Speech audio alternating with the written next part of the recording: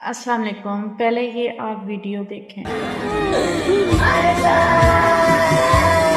18 مہینے کی چھوٹی معصوم بچی، جیسے جیسے وقت گزرتا جا رہا ہے بدترین سے بدترین کیسز دیکھنے کو مل رہے ہیں۔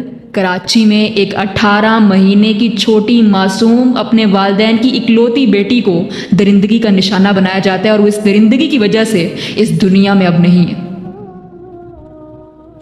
انا للہ و انا الیہ راجعون۔ اور فرض کریں کہ اگر وہ بچی زندہ بھی ہوتی تو اپنے ساتھ ہونے والی اس درندگی کو وہ کیسے ایکسپلین کرتی، کیسے بتاتی؟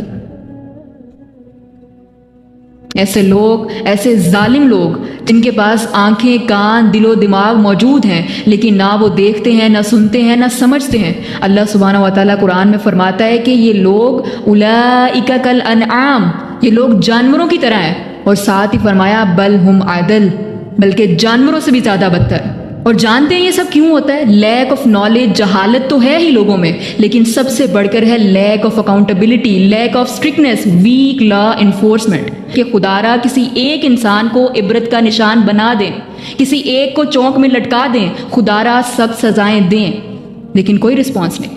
آئے روز ایک نیا کیس آتا ہے، کچھ دن خبروں کی زینت بنتا ہے، اور پھر تاریخ پہ کب تک ایسا ہوگا؟